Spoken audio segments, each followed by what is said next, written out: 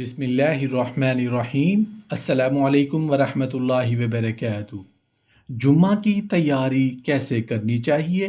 جمعہ کی فضیلت حدیث نبوی صلی اللہ علیہ وآلہ وسلم ہے کہ جس نے جمعہ کے دن غسل کیا اور غسل کروایا اور صبح صبح مسجد کی طرف چلا گیا، امام کے قریب ہو کر بیٹھا، لغویات سے محفوظ رہا، اسے ہر قدم کے بدلے سال بھر کے روزوں اور سال بھر کی راتوں کی عبادتوں کا ثواب ملے گا۔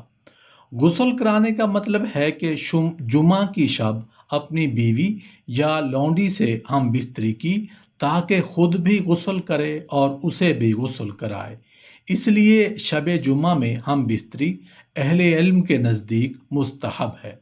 حضرت ابو ہریرہ رضی اللہ عنہ روایت کرتے ہیں کہ نبی کریم صلی اللہ علیہ وآلہ وسلم نے حضرت ابو ہریرہ سے فرمایا، ہر جمعہ غسل کیا کرو اگرچہ تمہیں غذا کے عوض پانی خریدنا پڑے۔ علماء کرام کے نزدیک جمعہ کا غسل مستحب ہے۔ غسل کا وقت صبح صادق کے بعد شروع ہوتا ہے، لیکن بہتر یہ ہے کہ مسجد میں جانے سے پہلے غسل کر لیا جائے، پھر بلا تاخیر مسجد کو چلا جائے۔ غسل کے بعد نماز جمعہ کی ادائیگی تک طہارت قائم رکھے۔ اگر طہارت ختم ہو جائے تو وضو اور غسل دونوں کرے۔ اگر جنابت اور جمعہ کی نیت کر لے تو یہ بھی جائز ہے۔ مونچھیں اور ناخن وغیرہ کاٹ کر مزید طہارت حاصل کر لی جائے۔ اچھا لباس پہنا جائے۔ بہترین لباس سفید ہے۔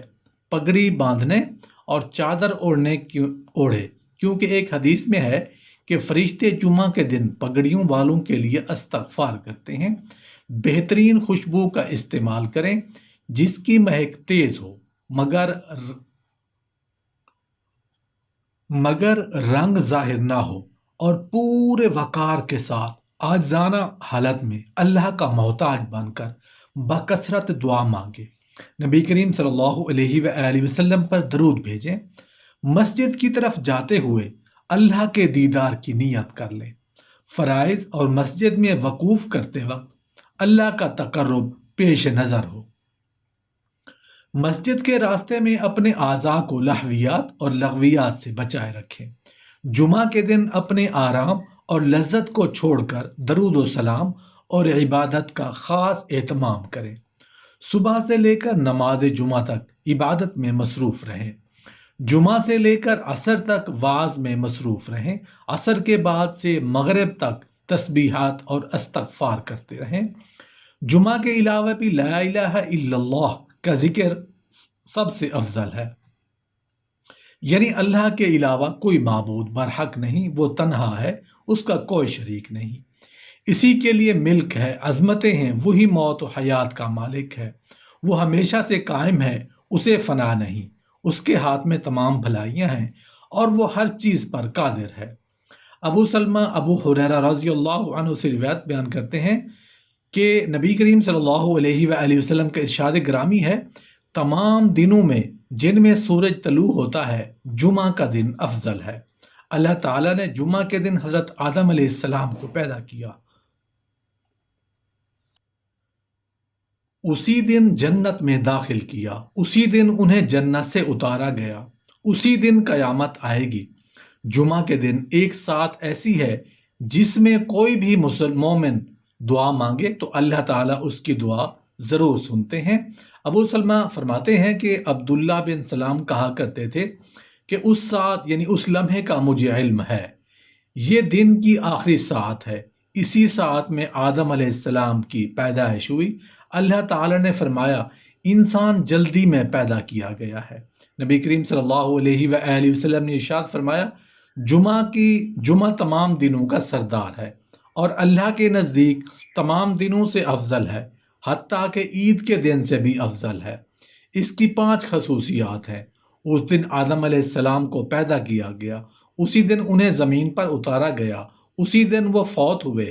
اس دن ایک لمحہ ایسا ہے کہ اس میں ہر دعا قبول ہوتی ہے، بشرطے کہ حرام کا مطالبہ نہ ہو۔ اسی دن قیامت آئے گی۔ اللہ کا ہر مقرب فرشتہ جمعہ کے دن خوف زدہ رہتا ہے اسی طرح زمین و آسمان میں دہشت زدہ ہوتے ہیں۔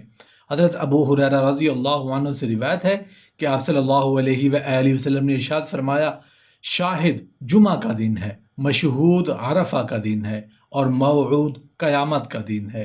کسی ایسے دن پر سورج طلوع و غروب نہیں ہوا جو جمعہ سے افضل ہو۔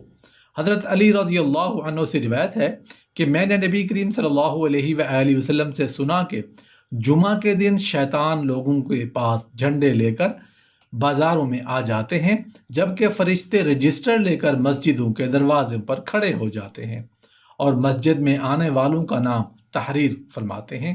جب امام ممبر پر خطبہ کے لیے آئے تو اس کا خطبہ خاموشی کے ساتھ سنا جائے، کوئی فضول حرکت نہ کی جائے۔ اگر کسی نے دوسرے کو خاموش ہونے کے لیے کہا تو اس کا بھی جمعہ ضائع ہو جائے گا۔ حضرت ابو ہریرہ رضی اللہ عنہ سے اور رسول اللہ صلی اللہ علیہ وآلہ وسلم سے روایت بیان فرماتے ہیں کہ جو شخص جمعہ کے دن غسل کرے پھر پہلے لمحے جمعہ کے لیے نکل جائے تو اسے ایک اونٹ قربان کرنے کا ثواب ملتا ہے۔ جو دوسرے لمحے میں پہنچے اسے گائے کا، جو تیسرے لمحے پہنچے اسے سینگوں والے دمبا کا، جو چوتھے لمحے پہنچے اسے مرغی کا، اور جو پانچویں لمحے پہنچے اسے انڈے کا ثواب ملتا ہے۔ پھر جب امام ممبر پر آ جاتا ہے تو فرشتے بھی خطبہ سننے کے لیے بیٹھ جاتے ہیں۔ پہلا لمحہ نماز فجر سے شروع ہوتا ہے، دوسرا لمحہ سورج کے بلند ہونے پر شروع ہوتا ہے، تیسرا لمحہ دھوپ پھیل جانے پر شروع ہوتا ہے، چوتھا لمحہ زوال سے پہلے شروع ہوتا ہے، اور پانچواں لمحہ زوال کے بعد یا سورج کے قیام کے وقت ہوتا ہے۔ حضرت نافع ابن عمر رضی اللہ عنہ سے اور نبی اکرم صلی اللہ علیہ وآلہ وسلم سے روایت کرتے ہیں کہ جو کوئی جمعہ کو غسل کرے اللہ تعالیٰ اسے گناہوں سے پاک فرما دیں گے، اور اسے کہا جائے گا اب از سر نو عمل کر۔